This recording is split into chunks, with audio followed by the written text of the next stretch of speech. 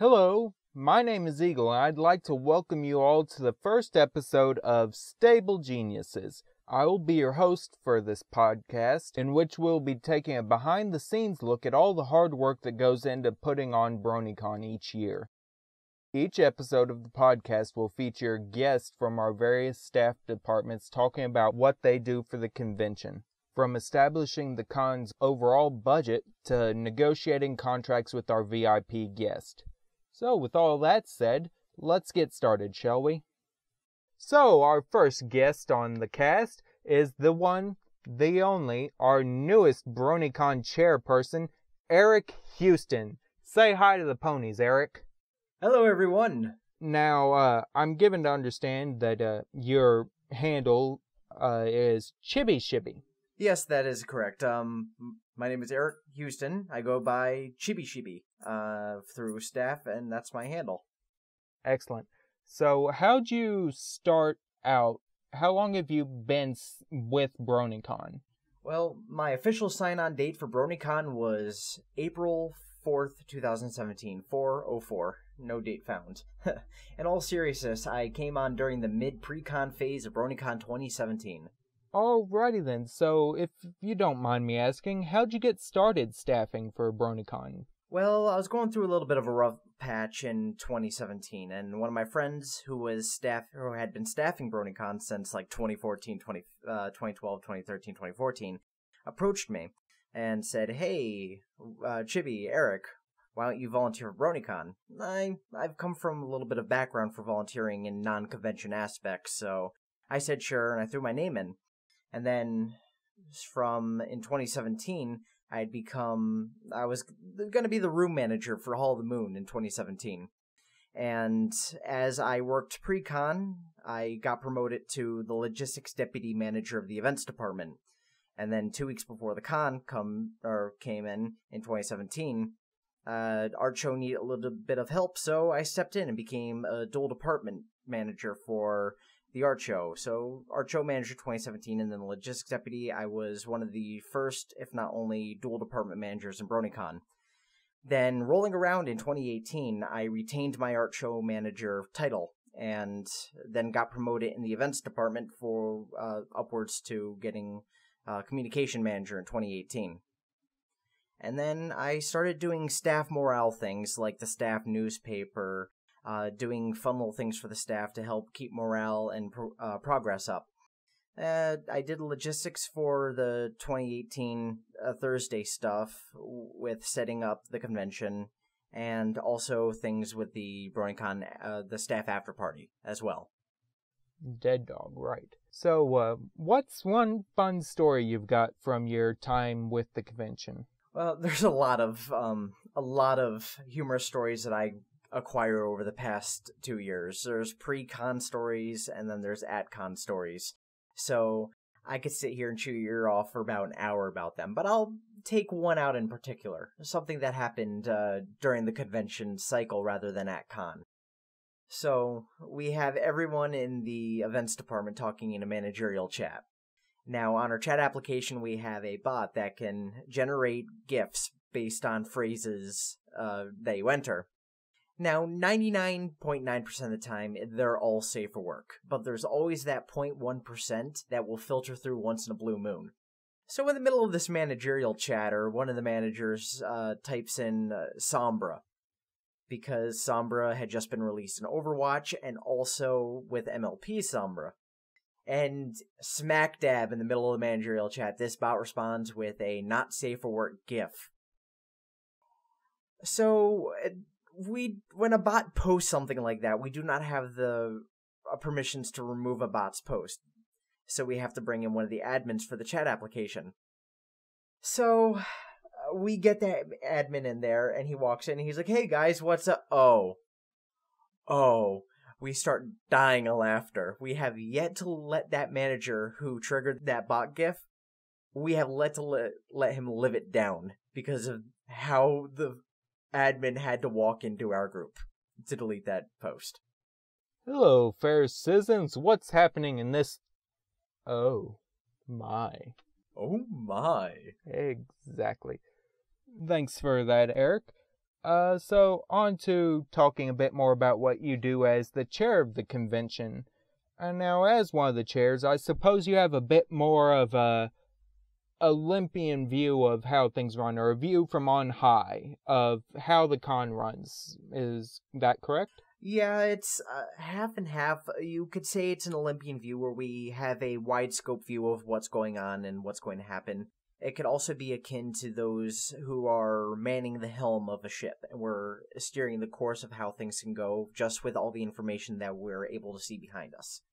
Alright, so let's jump right in and talk about a few things that the chairs do, like selecting department heads. Now, normally during changeover between a con, we're looking at post one con, let's say post 2017 and post 2018.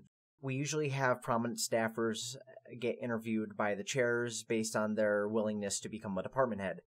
And we go through and we give them a mock interview of what their plans are for the department, what their goals and aspirations, how would they change things or keep things the same. And then we make a informed decision based on how each candidate performs on who becomes the department head. Now, going into the 2019 year, we decided to retain we're planning on foregoing that process and retained a majority of our department heads. We're looking for our final year to hit the ground running, to give as much creative boost as we can, to propel ourselves forward, to put on the best year we can. So, keeping the department heads who worked this past year to gain the momentum, to build the foundation, to keep themselves going, rather than bringing in someone who is new, who might have growing pains. We didn't want to jeopardize putting on the best show we can for that. Right, of course. Stick with experience and what you know rather than the potential problems of trying extremely new things. Absolutely. All right. So, any major issues that may come up that you can talk about? Well, there's a lot of facets that could lead to roadblocks. You're going to hear from Josh and Troy in regards to, let's say, Troy with finances, and then Josh with the negotiations with the BCC and the venue, and how those could potentially create roadblocks. Now, there's also foundational work with his websites and registration and getting the sponsorship badges and getting the events, getting the contracts with IATSE and just all these things that need to be created that could potentially become roadblocks. But however, overall, I would like to say that one major roadblock that we face for 2019 is living up to the best year ever that we've set forth, that we've committed to the community, and all the logistic works that would need to be put into that and how we're going to achieve that. However, through timelines and plannings, I don't see any major obstacles that would prevent us from doing that. All right, that's very good. Thank you, Eric. So, speaking of timelines, let's talk a little about those, the importance of developing and using them properly, shall we? Oh, absolutely. So I'm going to preface this with a quote from one of my old high school teachers. People don't plan to fail, they simply fail to plan. And timelines, by extension, help us organize our thoughts on how to approach a situation and envision a goal. We've gotten into the habit over the past couple of years where we can approach a department and ask for a timeline about how they plan to orchestrate their goals throughout the year, stick by them, and get their department from start to finish to con launch. So you would see things like, okay, I'm going to use an example from the art show. Around February, we wanted to get the submissions open. So at that point, the community can start submitting their artwork for the art show. And then with that, we could open up hiring. Now we have staff to be able to get the artwork judged, and then communications and planning going out on how we're going to showcase these pieces. The same could be said on an actual convention level, where we want to get the website up by this time, so we can get the sponsorship badges launched at this time, so you can get events and PR blasting and being able to sell badges. Now, and also content. You want to be able to give announcements with like VIPs and community guests. along with our BP musicians.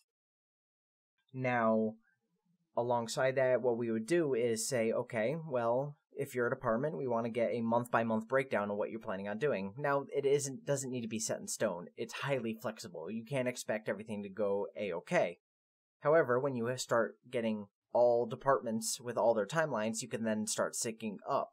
And so you don't need to run into the issue with one department can't get something done because this department planned for it 2 months down the road. You could provide a little bit of oversight for that. So, yeah, timelines help immensely. Especially when organizing various large groups of people to cooperate together. Oh, yeah. Okay, thanks, Eric. So, speaking of communication, how do meetings with your department heads usually run? How do y'all have those set up and work them out? Meetings are pretty straightforward. What we normally start off with is getting all the department heads and the chairs together and putting out something like a when to meet. When to Meet is a great application that allows you just to sign in, list your availability, and then it shows everyone else's. So there we can corrugate a great time, and then throw it into a Google Calendar with all those people invited, set a conferencing, and boom, we now have a video call at a certain time to conduct the meeting. Then we put out meeting note structure and ask them to provide what they've done over the last 2 weeks, what they plan to do over the next 2 weeks, and then continue on forward with that. Now, in order for transparency to cycle across the board, what we did for 2018 was streamed our entire meeting to our staff. And from there, we were able to disseminate the information at a con-wide level. So what we're planning on doing for 2019 is to take this one step further and do an all-hands meeting. An all-hands meeting would be the chairs turning around and conducting a stream or something to all the staff where we talk about where the convention is, what the overarching progress is, what we plan to do with it, and then continue what we're planning on ideas and just going on what's going on with the convention. Sorry, I had to trip over my words there for a second. But yeah, just all hands meeting. All right. So, sounds like, of course, it's probably redundant to say, but quite a lot of work gets put into the con by you and the other chairs. I would say so. So, that being said, I have to ask, you enjoy staffing, doing all this for the convention? Absolutely. For the past 2 years, it's been a whirlwind of fun and community building outside of my normal mundane life, working a full-time job. I absolutely love the atmosphere that this convention brings to my life and also the community, to the point where I would not change the last 2 years of working within BronyCon for the world. Thanks so much for your time, Chibi. So, that concludes our first segment with the convention chair, the beloved Chibishibe. Next up is Money Matters with Rich Uncle Troy. Say hi to the ponies, Troy. Hi to the ponies. So, what do you do for the convention? So, do a double job of that I am the finance manager of BronyCon, but I also am the treasurer on Lunar Solis Corporation. I see.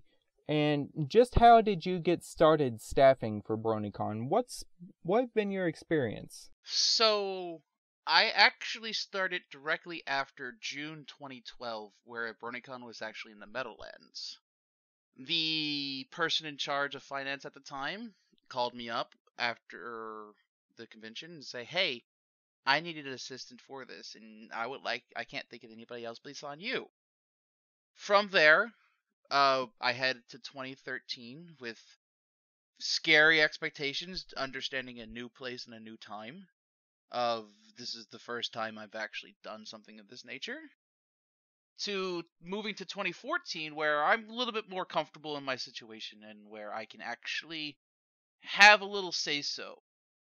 At the end of 2014, that current head of finance stepped down due to life matters. If he would give me assistance moving forward for this, where 2015 I was put as the head of finance, and also in the middle of that year I was also put on the treasurer of Lunar Solis Corporation.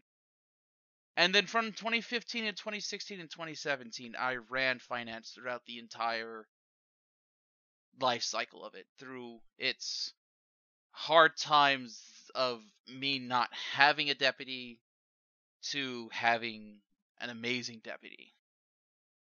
2017, I stepped down to let somebody else run the show. Not 2017, 2018, where I let somebody else run the show. And due to the announcement of the end of BronyCon next year, I took my place as the head of finance for the final year. Wow, so you've really been around the con for a while, haven't you? Yeah, I'm one of the older veterans. Very interesting.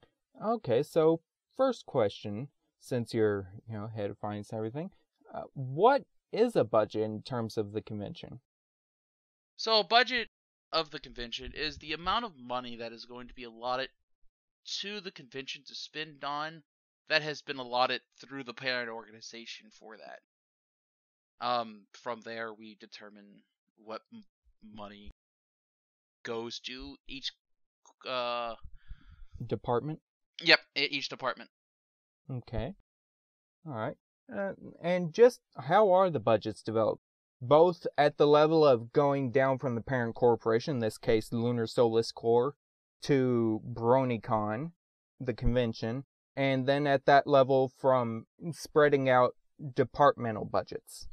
So, starting with the corporation will look to ask the event to say, hey, what is your projected numbers for this year coming through?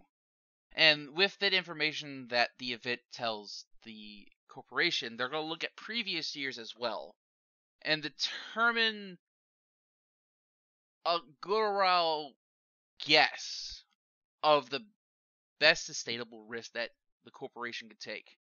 And hand to say, hey, you're going to get X dollars and you're going to do Y with those X dollars with that. Because corporation does have its own expenses to go through, seeing that we do hold a lot of utilities for the event to actually run. From there, this is where the event would actually receive that budget, and then it would be my task to actually take that budget and start splitting it into each department. From there, I will also look back to previous years to see what departments went under, what departments went over, and what departments been steady.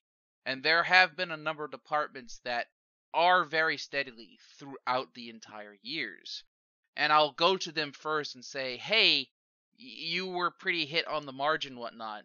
Is there a way that we can better use that budget? Make your money more efficient with that? If the answer is no, then I generally keep the same budget. If the answer is yes, we determine to see where you can actually have that room. Whereas the department I go under, it says, where did this money not be spent from? And is this something that you wanted to do that you didn't do, or is it just that you found more efficient ways on its own? And can I move that money to another department? To where a department that would be over budget, I go, was there unexpected things that you did? Or did something cost extra? Because we need to work it out to not do this again. To make sure that I'm giving you the proper amount of money for this. And from there, it's just the balancing act throughout the entire 13 departments that we actually have throughout it. The corporation, the convention. Right. And so, which leads me into my next question. What does it mean to balance the books? What does that entail? Well, balancing the books. So, as a convention standard, what balance of books actually dictates is I would have to go through all of our venues of accepting all of our money, and there are a good number one, from attendee sales to vendor sales, con store sales, table trades, charity auction. I could keep on going on with the list. and I have to find out on how much money we actually came through that actually hit the bank account for Lunar Solis, determine how much money did this convention make this year. To the other hand, I need to see on how much the event cost this year. From venue to AV equipment to holding our storage and whatnot. And I have to see even actually, I said it's charity auction. I said intake. We have to pay that. We have to pay the person that we're donating to this. So that's another thing that has to come out throughout the entire convention. And with that in hand, I have to make sure that, okay, did we make money this year? Did BronyCon make money this year? Or did BronyCon lose money this year?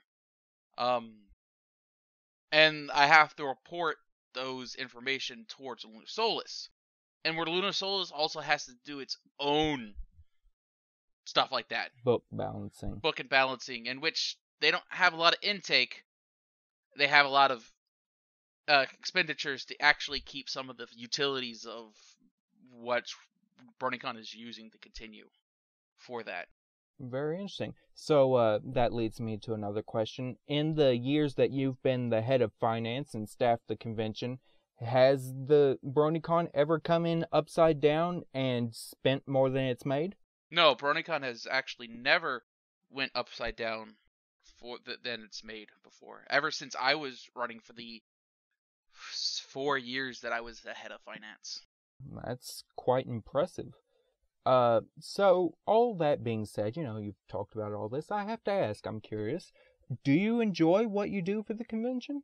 It's a hard question to ask because, especially what's coming up very soon, it's where I generally go very much tear my hair out because I gotta go out through all of our expenditures because we have there is a number of money intake programs that I have to go out and see on how much money did it make and how much money did that thing cost us and how much. And now what I mean by that, I'm talking like our sales programs because they have their own service fees to pay for. It's like how much money was actually intake and then they took out X dollars and how much money did this one take out in X dollars.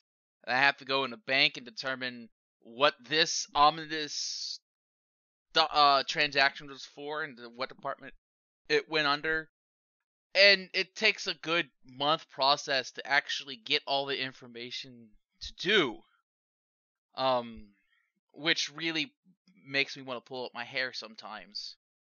But at the end of the actual convention, when things are falling into place and things are moving along, when we actually get to that week of BronyCon, it's like, okay, we did it, we're here, and I get to see all my friends again, all the people that I worked throughout the year. I get to see their labor of what I allowed them to do with the money that I was giving them, to see this whole conglomerate mess of nothing that I just gave them numbers to make this event happen, to where at the end of the day I could see the attendee enjoy themselves just for the 4 days that we're here. So it's painstakingly hard work, but at the end of the day, it's definitely something I can walk away proud of every time I do it. So yes, it is definitely worth it. And in the end, something you overall enjoy. Yep, absolutely. Well, thank you very much, Troy. You've been very informative. We'll see you around. Thank you very much. So that was our rich Uncle Troy, head of finance for BronyCon. And next up, our final guest for our first podcast is the one and only Josh Dean. Say hi to the ponies, Josh. Hey there. Thank you for having me on, whatever you're deciding to call this podcast. Thank you for being on with us. So what do you do for the con? Well, these days I am currently the president of Lunar Solis, which is the company that owns BronyCon. But for BronyCon themselves, boy, it's really awkward when you forget exactly what you do for an event. I do venue and hotels, for BronyCon. Which must be its own mess and a half handling, Well, but well, well, it's funny. I've been doing it for 4 to 5 years at this point, because I was doing it all the way back when I was chair for BronyCon as well. It just so happened that after I stepped down in 2016, I took on doing that role as a full-time position. a man of many hats then. Impressive. So you're the president of Lunar Solis, and you handle venues and hotels for the con itself. hmm Um, and how long have you been with the convention? I've been with the convention since 2013. Uh, I started out as BronyCon's website developer because in 2012, after I went to the convention for the first time, I decided I was going to email the convention and say, "Hey, your website looks like crap. You should let me fix that." And in my mind, I was like, "Well, I'm going to fix their website, get a couple of free badges, go with my girlfriend at the time, and have fun." Oh, little did I know, here I am so many years later. Yep. Every time you think you're out, they just pull you right back in. Ain't that the way? I mean, but actually though, kind of, yeah. That's exactly how that goes. So, having been around for a while, what's one good story you've got from your time with BronyCon? Man, I have a lot of good stories. I've been thinking a lot about this because you asked me about this before we got on the podcast, but I honestly think that probably one of my favorite stories is one that routinely kept on happening. Um, so as most people know or don't know, whatever, I don't know what the people listening are. But I have a T-shirt cannon. I have had one for some years that I would bring out on stage during our opening and closing ceremonies. And typically during closing ceremonies, I would let my event management pop off a few shots. And every single person, I would say, "Okay, here you go. Don't hit the lights." And about almost everybody will never hit the lights. But there's one person in particular, and I'm not going to call them out because they know who they are. But every time I tell them, "Don't hit the lights," without fail, they hit one of the bucket lights. And every time I know it's coming, and every time I just can't help but go, "Ooh," even though I know it is coming. And I just have a huge grin on my face.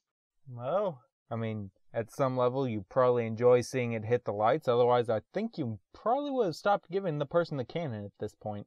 I mean, don't tell our AV providers that, or anybody else, except I guess everybody who's listening to this podcast. They can shh. Don't tell people.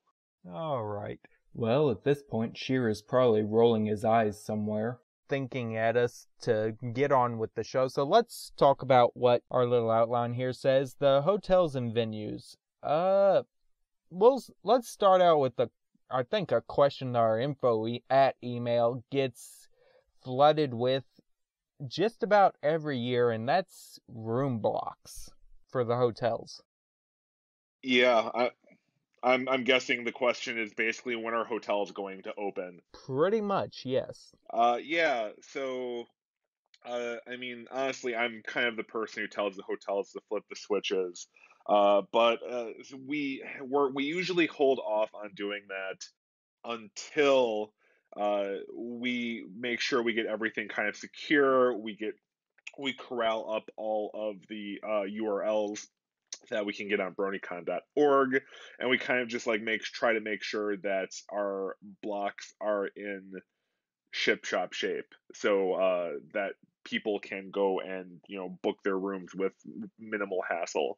That doesn't always work out to the way we want to. Sometimes we end up in situations where sometimes a hotel looks like it is out of rooms, but really what happens is they're out of rooms for one particular night for some reason. And so you might not be able to book through the website so easily. Stuff like that's really difficult for us to get past. But I mean, I guess we try to get the block up around November, December-ish. I think the latest we've ever gotten it up was January. As for when we'll get it up this year, I mean, I can't tell you that because, then you would know well too far in advance. I'm not even sure yet when we're going to open it. Fair enough. Fair enough. So that burning question being answered. So how do you go about setting up these room blocks with the hotels? How does that process work? So, I mean, there's one of two different types of contracts that most events usually kind of get set up. The easiest of the two is kind of the courtesy block.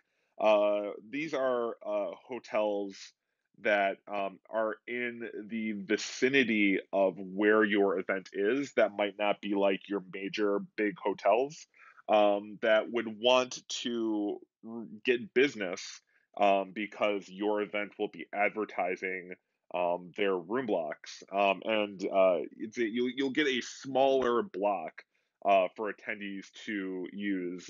Perhaps if they have they're part of a loyalty program with that hotel, or if they just have in general loyalty. Like some people really love Holiday Inns, and maybe they want to stay at a Holiday Inn even though it's a couple of blocks away. So those end up being a lot easier. There's basically very little traction, or not traction. There's very little friction in getting these because you don't have to worry about things like attrition. You're not worrying about meeting space, and you don't have to worry about things like food and beverage fees and all that kind of stuff. Really easy. Typically no cancellation fees or very minimal cancellation fees. Now, the hotels where you tend to have your event or that are near where your event is going to be, your kind of major hotels, those end up being a little bit more tricky. There's a lot of things that need to be taken into consideration. Meeting space that you might need in the hotel. If you're a hotel-based convention, your entire convention will probably take place within that hotel, so you will probably end up negotiating for a lot of meeting space. Sometimes ballrooms for main panels or video gaming or a vendor hall. You'll also probably have to deal with food and beverage minimums depending on what size your room block is. Food and beverage minimums are exactly what they sound like. They are a minimum amount of dollars that you have to spend on catering in some way, shape, or form. We do this with, what was it, Hall of Chaos? Yeah, we do this in the Hilton with the Hall of Chaos for the bartenders. So those bartending fees count as food and beverage. And then you take all of that into account with an expected amount of the expected attendance amount that you want or you plan on having, and you put that towards figuring out what your peak room night situation is going to be at that hotel. Peak room night is the number of room nights you would have the most of on a particular day. So if I were to tell you 400 peak room nights on Friday, that would mean that for the entire weekend, Friday night we will have the most amount of rooms, 400. The other days would probably have less because they are less likely to have people in the city for that night. So those are the two major types of contracts that you'll ultimately end up dealing with in terms of hotels. Um, Ultimately, for your major hotels, how many people you intend to fill that hotel with will ultimately kind of figure like whether or not you have a food and beverage minimum, or if you have to pay for meeting space, because meeting space isn't necessarily free. Um, you are ultimately paying for it by way of making sure that people are lodging in that hotel. So yeah, those are the two major types that you ultimately deal with. Okay, thank you, Josh. That's very informative. Um, I remember you talked before something about minimum booking. Yeah. So for your bigger hotels, typically you have something called an attrition rate, which is a percentage of your room block that you guarantee that you are going to fill. On average, that's usually about 80%. And what that means is we guarantee that you, the hotel, will make a profit off of 80% of the rooms that we have in our block contracted with you. So let's say, for example, an event got a room block with, let's just for sake, 100 rooms, with an 80% attrition rate. If they were to only book 60 of those rooms, they would have missed their attrition and would have to pay out of pocket for those extra 20 rooms because they are guaranteeing that at least 80 rooms are going to be occupied and have been paid for. Does that make sense? Yes, it does. It's a way of guaranteeing that the hotel will still make money even because off these rooms that it's set aside. Exactly. Okay, well, very informative on the hotel side. So let's talk about the venue a bit. Of course, obviously, for BronyCon, we have our beloved Baltimore Convention Center. It's a leaky ship, but it's a great ship all the same. Every convention center has its quirks, and it seems like what the Baltimore Convention Center's quirk is doomed to be is if it rains a lot, we have to deal with leaks. Ah, yes, I heard about the vendor hall getting a bit of a leak this last year. Yeah, it seems to always be the way. It's it's basically my radio going off and me having to go fix the problem with one or two other people, but it's a labor of love, right? Exactly. So let's talk about some things that go into venue considerations. How do you pick a venue for a convention in general? Well, so that's a really interesting question. A lot of things kind of go into that. Probably one of the first ones that people generally consider is the location. Uh, it it really kind of depends on the type of event that you're throwing. If you're like just trying to be like a, if you're trying to be like a maybe a first time local convention, and you'll probably pick something like a hotel nearby, something that is within driving distance or within public transportation distance, something that's just easy to get to, but big enough to have meeting space that can hold kind of all of your trappings of a convention center. So in that case, you for the smaller ones, you're probably going to go hotel. It's also typically cheaper than going full blown convention center. If you're a larger event and you kind of like are more like almost expo style, you're going to probably pick some sort of convention center. And then there's a lot of factors that can ultimately come into that. Again, some of it is geolocation, where you are ultimately based. A Florida event is probably going to have something in Miami and not necessarily Georgia or Alabama, for random picks out of my butt for that one. they are, but even then, you're probably going to pick something still in the same sort of vicinity of questions. You want something that's easy to get to, so something that has a major airport hub, something that you can still get to from public transportation or hotel, or sorry, public transportation or by your car. Those are the kinds of things that ultimately you factor into. You also probably end up factoring things like how well you're able to work with the city and the Convention and Visitors Bureau, the CVB. For BronyCon, for example, we have a very intimate and personal relationship with Visit Baltimore. Um, they did a really great job on selling us the wonderful city that they have, and we've just fell in love with it. It's attached to BWI, which is a major hub for most airlines.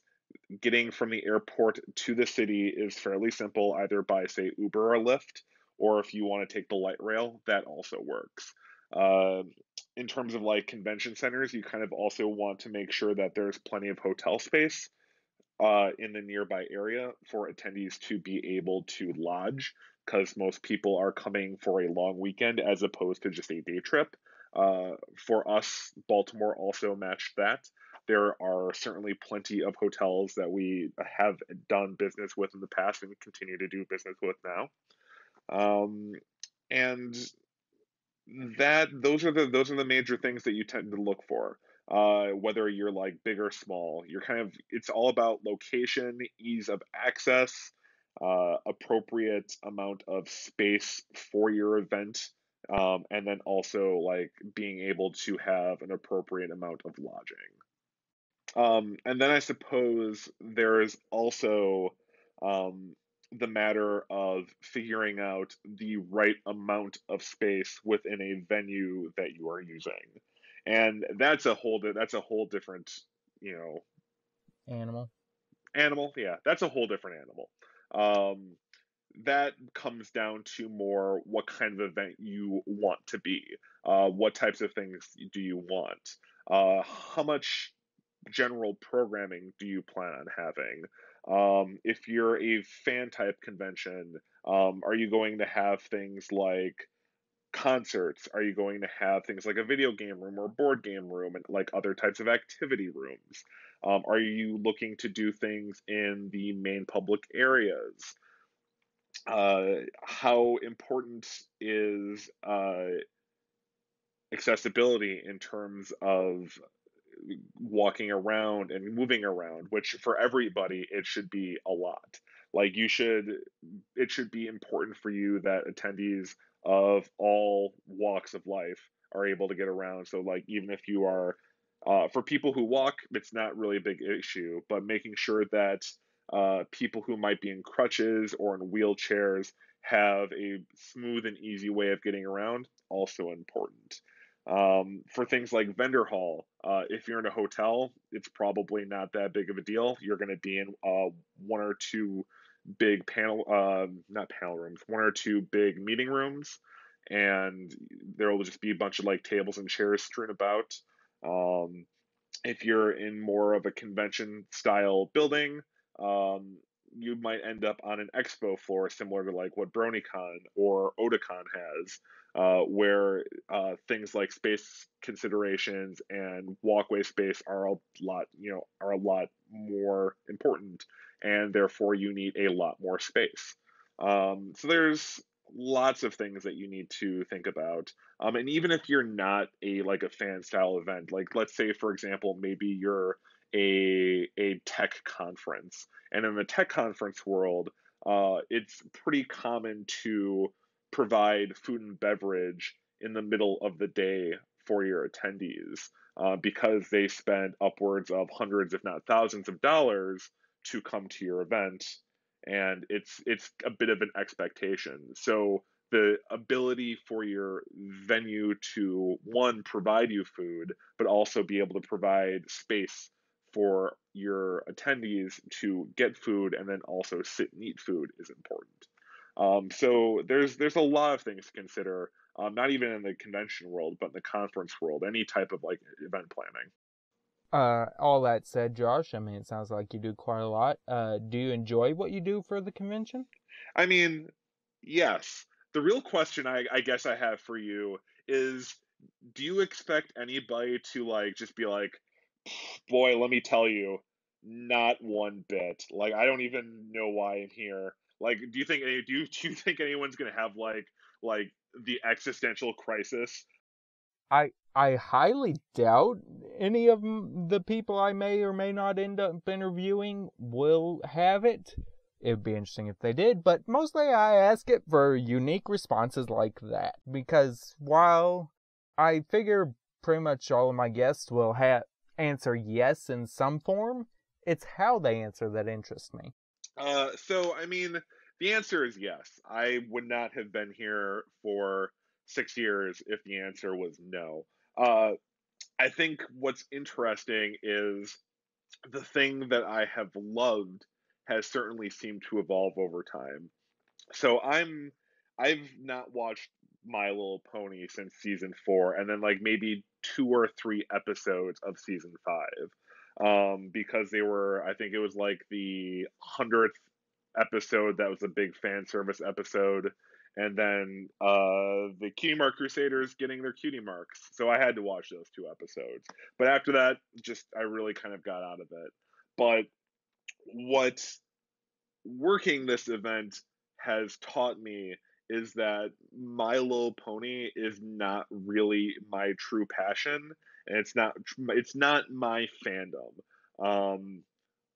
What I particularly love about doing these types of things is it gets a chance to bring people from all walks of life to a single spot, wherever that spot may be. And for 3 days, it provides them a space to just geek and nerd out over whatever their particular poison happens to be. And they can do it without feeling embarrassed, without having to worry about what others might think, and being able to do it with like minded individuals.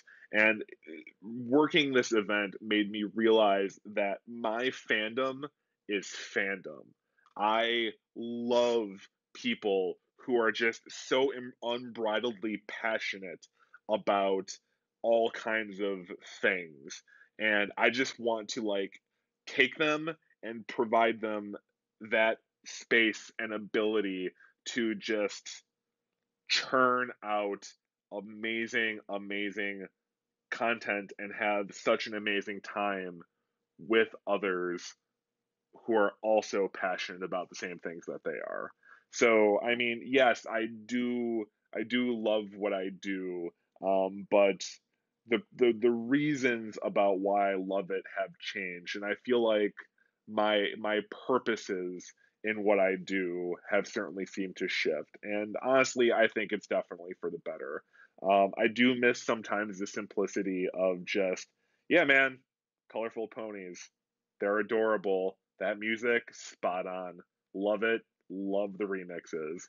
But I don't know. I feel like while I have left that particular thing, I have uh kind of also grown to appreciate it on a different level, and to help others appreciate it as All well. right. Thank you very much for your time, Josh. Wave goodbye to the ponies one last time, and that'll wrap up our first podcast. I mean, I'm waving, but do they really know that? They do because you just said you are, so that's good enough for me. Before you all go running off, there are a couple things that I need to say. First of all is that we want to hear from you. Yes, you, dear listeners. If you happen to have a question that you would like to ask any of this episode's guests, or even if you want to ask me something, shout it out to us on any of our social media platforms using the hashtag StableGeniuses. We'll select a few of the questions to answer, and I will read off the questions and answers at the start of the next episode. Last but most certainly not least, I bet some of you have noticed that there is a Google Forms link in the description of this podcast.